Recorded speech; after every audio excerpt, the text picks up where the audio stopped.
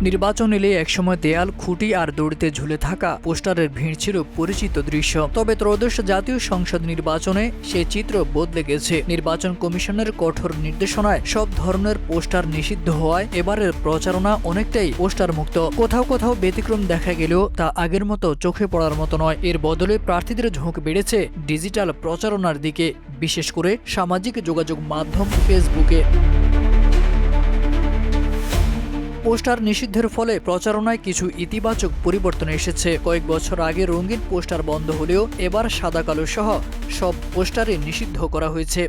স্থানীয় সরকার ও নগর পরিকল্পনাবিদরা বলছেন, উন্নত দেশগুলোর মতো বাংলাদেশও ধীরে ধীরে প্রযুক্তি নির্ভর প্রচারণার দিকে এগোচ্ছে।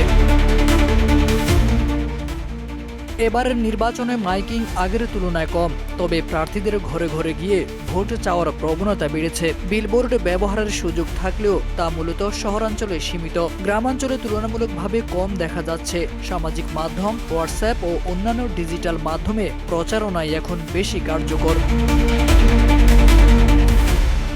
পোস্টারের পরিবর্তে ব্যানার, ফেস্টুন ও লিফলেটের ব্যবহার বেড়েছে। প্রার্থীরা তাদের কর্ম পরিকল্পনা তুলে ধরে হ্যান্ডবিল বিতরণ করছেন। সব মিলিয়ে এবারের নির্বাচন প্রচারণায় দৃশ্যমান পরিবর্তন এসেছে। পোস্টার নির্ভর প্রচারণার যুগে পেরিয়ে বাংলাদেশ ধীরে ধীরে প্রবেশ করছে প্রযুক্তি নির্ভর ও তুলনামূলকভাবে পরিবেশ বান্ধব নির্বাচনী সংস্কৃতিতে। তারেক আজিজ খান, প্রজন্ম 24।